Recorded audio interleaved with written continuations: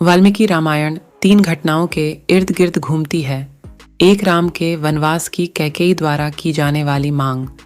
2 शूर्पणखा का राम से प्रणय निवेदन, फिर निवेदन अस्वीकार करना, लक्ष्मण द्वारा उसका अंग भंग करना।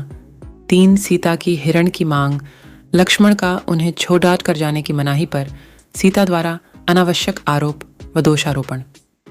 अंतिम इस घटना का परिणाम ये हुआ कि सीता असुरक्षित हो गई, अपहरण हो गया और युद्ध का कारण बना।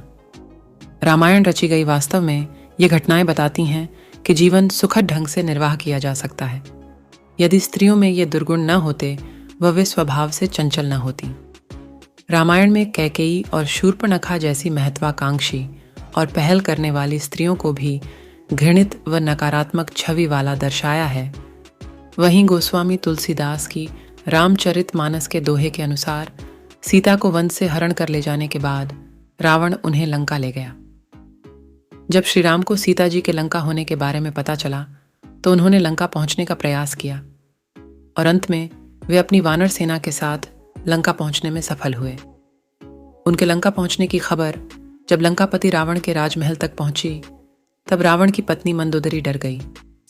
वह तुरंत अपने पति के पास गई और उनसे अर्ज की कि वह युद्ध ना करें, सीता को उनके पति श्री राम को सही सलामत वापस दे दें और उनसे क्षमा मांग लें। अपनी पत्नी की बात सुनने के बाद रावण ने उसे औरतों के बारे में 8 गंदी बातें बताई। पहली गंदी बात है साहस का होना। रावण ने कहा था कि महिलाएं साहसी तो होती हैं, लेकिन अक्सर अपने बल का प्रयोग वो गलत जगह करती हैं।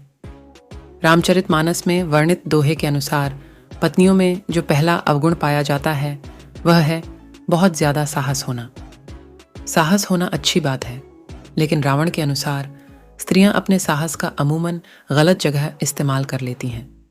जैसे ही उन्हें अपने से या जैसी वे परिस्थिति की अपेक्षा करती हैं उससे प्रतिकूल कुछ दिखाई दे तो वे उसे बदलने के लिए साहस के साथ आगे बढ़ती हैं। वे ये नहीं समझ पाती कि उनके द्वारा दिखाया गया साहस सही है या नहीं। दूसरी गंदी बात है झूठ। स्त्रियां अक्सर झूठ बोलती हैं क्योंकि वो कोमल हृदय वाली होती हैं, जो कि अक्सर अपनों की बातें छुपाने के लिए झूठ बोल देती हैं और बुराई का कारण बनती है। रावण के अनुसार पत्नियों में जो दूसरा अवगुण देखने को मिलता है वह है उनकी निरंतर झूठ बोलने की आदत। ऐसा नहीं है कि वे पल पल झूठ बोलती हैं, लेकिन वे बातों को छिपाने के लिए अक्सर झूठ का सहारा ले लेती हैं।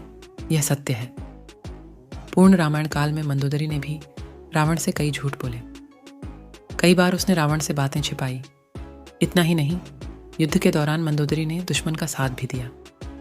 रावण के अनुसार पत्नियां अक्सर झूठ बोलकर खुद भी फंसती हैं और अपने पति को भी दुविधा में डालती हैं, लेकिन सच एक ना एक दिन सामने आ ही जाता है। फिर उन्हें इस बात का पछतावा होता है। तीसरा अवगुण है अस्थिर और चंचल महिलाएं अस्थिर विचारधारा और चंचल चित्त वाली होती हैं, इसलिए उनके मन को समझ पाना बहुत मुश्किल होता है। रावण के अनुसार पत्नियों में पुरुषों की तुलना में अधिक चंचलता होती है।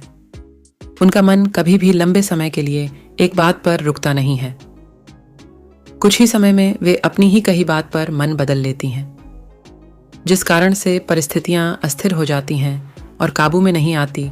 अगला अवगुण है स्वार्थी और मायावी महिलाएं स्वार्थी और जिद्दी होती हैं और अपनी जिद को पूरा करने के लिए वो कहानियां गढ़ने और मोहमाई मायावी खेल भी खेल जाती हैं। रावण ने पत्नियों के जिस चौथे अवगुण की बात की थी वह है उनके माया रचने का अवगुण। उसके अनुसार यह स्त्रियों की एक कला है। वे जानती हैं कि किस समय क्या करना है ताकि परिस्थिति उनके अनुकूल हो।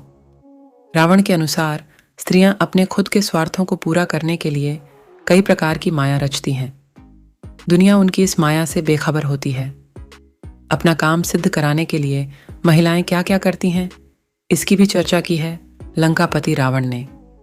रावण की राय में अपनी बात मनवाने के लिए स्त्रियां रूठती है, रुष्ट होने का नाटक करती हैं, कई बार प्रलोभन देती हैं और साथ ही जब जरूरत पड़े तो कार्य सिद्ध कराने के लिए सामने वाले व्यक्ति को हर तरीके से मनाती भी हैं, लेकिन अंत में अपना काम करवा लेती है।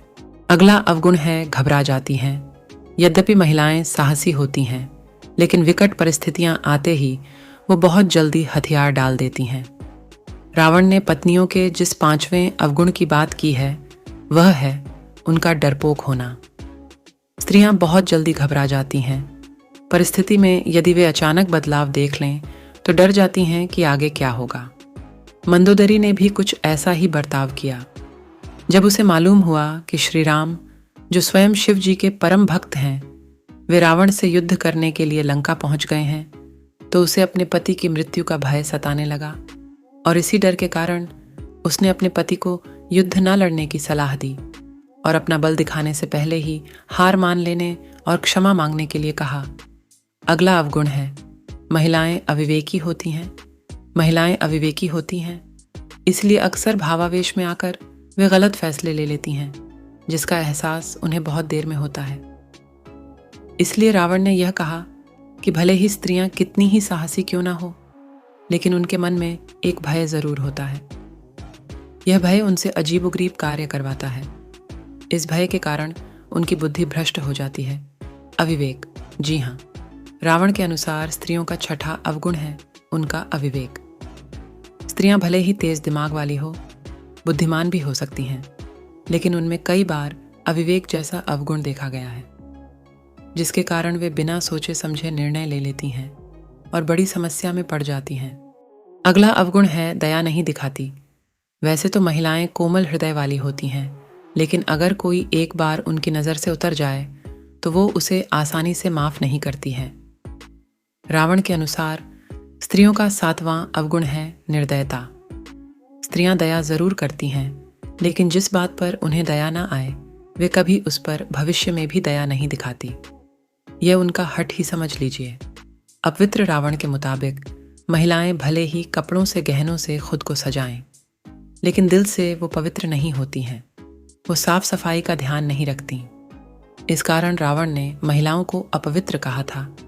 अपवित्रता माफ कीजिएगा, आपको इस बात का शायद बुरा लगे, लेकिन रावण की नज़रों में वे अपवित्र होती है। उनमें मन की साफ सफाई का अभाव होता है। परंतु ये सब उन दिनों की परिस्थितियों व सामाजिक संरचनाओं के आधार पर रचा गया था। परंतु अब मान्यताएं बदल चुकी हैं, समाज बदल चुका है। अब समय है स्पष्ट रूप से नए समाज और मान्यताओं को समय के द्वारा महिलाओं की संपूर्ण एक तस्वीर ब के लिए नए औजारों के निर्माण का वर्तमान में बदलाव की सख्त ज़रूरत होती है।